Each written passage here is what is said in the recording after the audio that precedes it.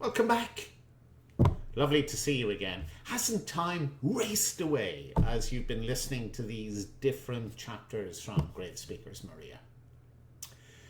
Now, technically in the book we've got 6 chapters left, but I have decided to speed things along because some of you have been writing to me and saying 1 chapter's not enough. We need to know what's going to happen next. It's too exciting. Stop leaving us on a cliffhanger. So I've decided, because there are 6 chapters left to go, I'm going to do 2 every day now for the remaining 3 days. So 3 days from today, we'll finish up with the final 2 chapters of Gravespeakers, Maria. Now, before I begin the 2 chapters for today, I'll just read 2 of the emails that have come through. Thank you for all of your emails. You want to send the emails to me? Anthony@confidentpresenting.com is the best email to send it to me. So I've got one here from Ben. Ben says, Anthony, have you written any other books, or is it just the Gravespeakers series? Thank you, Ben. I have written one more book, which is called The Dark Green Book of Dreams, and that's really aimed at children between 6 years of age and 9 years of age. So Ben, I can see that you're 11 here. If you've got a younger brother or sister, then this book would be perfect for them. So that's something for them to consider. And the second email that I've got here is from Sam. And Sam says, Anthony, I believe one of the books that you have written, you give someone the power to wish for anything that they want. Is that right? Yes, it is indeed, Sam. So the fourth book so there was Maria and then Ruth, the third book in the series, Crispin. He can wish for whatever he wants. But Sam, I have to say to you, it's a very, very dangerous power to have. It can have fun elements. So imagine, Sam, whoever it is that you sit next to in class, let's imagine it's Ben, who wrote in to me. So Ben is sitting next to you in class. Let's hope you get back to class sometime. And Sam, you decide that what you want is a large pepperoni pizza right in the middle of class. Juicy, delicious pepperoni pizza, like one of the ones you get from Domino's. And so you say, I wish I had a large pepperoni pizza, and it appears in front of you. And Ben says to you, any chance for a slice? And you say, no.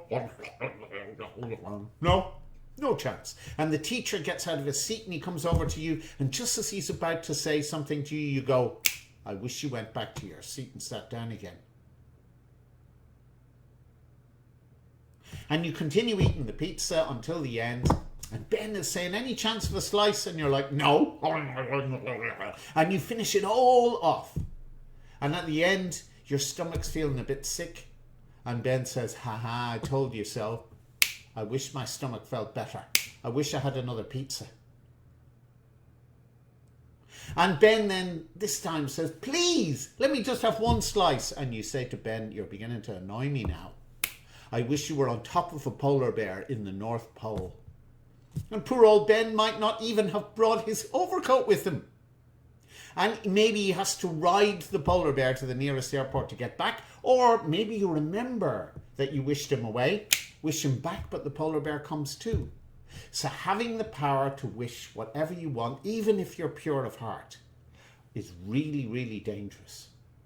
So it's a power that I wouldn't want to have. I wouldn't wish on you. And listen, as an author, it's a power that is really, really dangerous for me too. So I give it to Crispin. I wish my mission was completed and this book was finished. And I haven't even reached the end of the first page. So you've got to be very, very careful with a power like that. Anyway, let's have our 2 chapters of Gravespeakers, Maria, for today.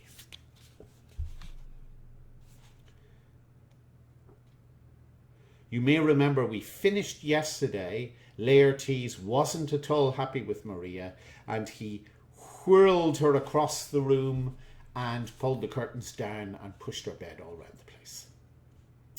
Early the next morning, Maria's father came into her bedroom with some tea and jammy toast for her last day at school before the summer holidays, but she was already washed and fully dressed and sitting on her bed. I like the bed in the centre of the room look, but I'm not sure you are using the curtains to their full effect, said Spencer, after he had stopped staring in disbelief at the bedroom. I fancied a change, Dad, said Maria, wolfing down the toast as her father surveyed the damage. I had a visit from the interior decorator Laertes last night. I think he's a little bit rusty. You seem very calm about it. Are you okay? It'll only be like this for 2 more wishes, and then he'll be gone, Maria replied, crossing her fingers. What wish are you working on today? It's a wish of the heart, said Maria, grabbing her school bag and heading for the front door. The very best wishes of all to grant. Later that day at school, Maria explained what had happened to Vinny. Maria explained what was happening to Helen. Vinny was listening in from the desk behind, but he was busily writing something on some fancy-headed paper. He's been asking me to spell certain words. Me? He knows I can't spell for toffee, said Helen. Vinny started folding up the letter neatly. He sealed it inside an envelope, carefully took a used stamp from his pocket and glued it to the front of the envelope. That's not going to fool the post office, Helen said. It's not intended to. Brian, the postman, owes us a favour. We gave him an extra casket and all the trimmings for no extra charge when his mum passed away, said Maria. So I'm going to ask him to deliver Vinny's letter by hand. Helen, I need you to do something for me, Maria continued. I need you to persuade the librarian to have her lunch in the park tomorrow opposite Cormac's house. Vinny, make sure you get Cormac back to the house at 1 p.m. Vinny nodded. What will I tell the librarian? Helen pleaded. What if it's raining? What if she has a meeting? What if she doesn't eat lunch? Tell her exactly what I'll be telling Cormac, Vinny said. Tell her this is her one chance to meet the partner of her dreams. The following day, at 10 to 1, the postman rang the doorbell of the Horse-Faced Sisters' flat, and Rhonda came down to answer. Here's your mail, and I've got an urgent letter for Cormac too, said the postman. Would you mind giving it to him? No problem, said Rhonda. With the door safely closed, the postman gave the thumbs up to Maria. 10 minutes later, Cormac pulled up his car outside the house, and Vinny came over to greet him. Now, may I suggest you go in and change, Vinny urged. Have a shave and put on some fresh clothes. Remember, you are getting ready to meet the woman of your dreams. I'm only going along with this because I'm guessing it's a romantic lunch, arranged with my fiancée, the beautiful Rhonda, Cormac insisted. Vinny made a face. We're engaged and getting married next year, Cormac said, stepping out of the car and walking up the driveway to the house. As he put his key in the door, he was nearly flattened by the Horse-Faced Sisters bolting out of the door, their hands stuffed with suitcases and black plastic bags. Rhonda, what's wrong, darling? Cormac asked. I knew you were too good to be true. Stay away from me, you diseased creature. What's the matter? Cormac protested. Tell me. Don't pretend to us. We've read your letter from the hospital, said Wanda, throwing it at him. We'll send someone round later for the rest of our stuff. And here's your Halloween ring, Rhonda said, tossing Cormac's engagement ring on the floor. Give it back to your dead granny. I don't want it. A bewildered Cormac held the letter in his hands as the Horse-Faced Sisters bolted past him, loaded up their car and sped off. What just happened? Cormac said, still clutching the letter, tears falling from his eyes. I know it's a shock, Vinny suggested softly. Why don't you sit down in the park and read the letter and see what it's all about? Cormac had been sitting on the park bench for 5 minutes when the librarian approached with her lunch. What's wrong? She said, seeing Cormac's downcast face. You shouldn't talk to me, Cormac said. I have a contagious disease, leprosy. It's a bit of a shock, though.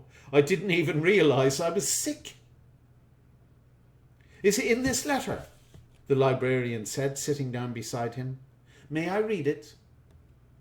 After a few moments, the librarian said, "I think I have some good news for you." Cormac perked up. "I don't think this letter is real." "Why not?" "3 reasons. First, the spelling is awful. For example, there's no J in contagious." "Well, it might just be a mistake." "True," the librarian nodded, "but the second reason is the name of the doctor who signed the letter. It's signed by Dr. Avon Alaf. Do you get it? Avon Alaf." Cormac smiled briefly, but then his face darkened again. "He could be from the Middle East," Cormac said. "There are many unusual names out there." "Once again, you might be right," admitted the librarian. "But I have a third and compelling reason why this letter is a forgery. Leprosy is not contagious." "You're kidding," said Cormac. "I'm not. I did some work with Lepra, the leprosy charity, so I know. You can only catch the disease if you get repeated nose or mouth droplets from someone who has it," she said, taking out some bread to feed the birds. Not taking out some birds to feed the bread. That'd be a bit odd, wouldn't it? Cormac had perked up considerably. "You know, I keep some baby birds out the back of my house. You must come and see them sometime, if you don't mind visiting someone with leprosy." "I'd love to," beamed the librarian, and the two of them continued to feed the birds and talk together long into the afternoon. Next chapter. As Maria lay asleep, she saw Betty O'Leary at the end of her bed near the wardrobe. Her eyes were wide open, and she held her hands aloft as if she were reaching up to someone. A bright light appeared in the ceiling, and Betty O'Leary beamed with delight as she rose slowly off the ground towards it. Near the foot of the bed, a dark cloud began to form, and black, gnarly hands reached out, trying to claw her back down, but she continued to ascend, and moments later, she was gone. The fingers began to whirl furiously and started to form into a shape, all in black apart from a pair of searing red eyes. We know who this is. "Meddler, dabbler, interferer," said Laertes. "Have you not learned by unfurling one bit of time you create chaos? I will not have another child defy me in this way. It is time to stop your meddling. I take the oath of Nomartis." As soon as the words were spoken, Laertes disassembled into a black cloud and disappeared. Maria found the church in Tarbert to be extra creepy. Perhaps it was because it was the first gloomy figure on her horizon every morning she opened her curtains, or maybe it was something more real. Were probing eyes watching her through the many church peepholes? She stood in the half-darkness in the church at dawn mass as the priest announced from the pulpit, "First reading." Maria rose from her seat and nodded to Helen, who was sitting near the front of the church. She walked past the accusatory finger of Brendan the Navigator, a sinister-looking statue beside the altar, and climbed up to the pulpit. As Maria read, her eyes were drawn to 2 men sitting in the second row who she had never seen before. They looked identical. Both were albino. Both had clear blue eyes, the same deep blue eyes of the sea which had blinked out at her from Laertes the night before. Was it a coincidence, Maria thought, as she stared out at the thinly scattered, bleary-eyed congregation? She shook her head and finished the reading and returned to her seat. As the Mass came to an end, Maria noticed the 2 men were the first to leave the church. Outside, Helen came to talk to Maria. Maria couldn't help but notice the bruise underneath Helen's eye. "Can you meet me at the grotto today at 3? Maria asked. "No problem. Why the grotto?" "I can't tell you right now," Maria replied. "More mysteries," said Helen, sighing heavily. "I guess you're good at secrets." "I'm not the only one." What did you say? Nothing. Forget I said anything. No, come on. You have something on your mind. Spit it out. Well, it's just we all have secrets, said Maria. Not me, Helen replied. I'm an open book. So where did you get the bruise? The one above your right eye. I told you. I'm just clumsy. And last week you had a lot of lipstick on because you had a cold sore, but it looked to me like someone had hit you in the mouth. Helen remained quiet. And then there was the time you were wearing the short polka dot skirt when I saw the bruises on your legs. What are you suggesting? Helen said angrily, fighting back the tears. He hits you, your father, doesn't he? And then he buys you stuff afterwards to make up for it, like your new bike. You can forget 3 p.m. at the grotto. You're on your own, Helen said, her crimson face raging as she stormed out of the church grounds. Later that morning, Vinny popped into the funeral home. So glad you dropped by, said Maria. Will you meet me at 3 this afternoon outside the grotto in the square? Don't be late. Sure. Is Helen coming too? No. We had a fight. I asked her about our bruises. Oh, brother. You know he hits her, Maria replied. That's our friend getting slapped around, but she loves her dad, so she never says a bad word about him. How did she react? She didn't say much, but her face looked like thunder. I think you should apologize. But why? I'm her best friend. If she doesn't face up to it, it's never going to stop. But it's something she needs to do herself. I don't think it's up to us to intervene. We know her father comes home late at night, sometimes having spent all day in the pub. It's not right. It's just not right. I think you should apologize, Vinny said. He seems like a good man to me. Thank you. Advice noted. Nobody is a good man if they hit their children. Now tell me, will you be there at 3 p.m. this afternoon? I'll be there. Thank you. I'm depending on you. Maria's words kept ringing in Vinny's ears as he ran down the street. I'll meet you at the grotto in the square at 3. Don't be late. If I keep running, he told himself, I'll make it. As he turned round the penultimate corner, that means the one second last, Vinny could see the emergency lights of a police car whirring, which had cordoned off the square. He pushed through the line of the villagers where a brightly coloured tape was stretched across the road. Police do not cross. Standing on the other side of the tape was a tall albino policeman. As Vinny tried to duck underneath, the policeman barked, You can't come through here, Vinny. There's been an accident. Who are you? I know the local policeman and I've never seen you before. And how do you know my name? Now just run along, Sonny, the policeman said contemptuously. I hate it when adults treat me like a child, Vinny protested. You are a child, said the policeman, and I'm faster, smarter, and better looking than you. Being small can sometimes be an advantage, Vinny muttered. Vinny tried once again to slip underneath the protective tape, but the albino policeman was too fast for him. He took off his sunglasses. Underneath flashed a pair of clear blue eyes, as blue as the sea. I don't think that's a good idea, do you? Said the policeman, opening his jacket. Stay away from the barrier. Vinny could see the policeman was wearing a gun, and although he was frightened, he was angry too. Since when do Irish policemen wear guns? Vinny asked loudly enough for the crowd beside him to take notice. Let me see your badge. As he was about to reply, a message came through on the policeman's walkie-talkie. You can go through now, the policeman said, removing the protective tape.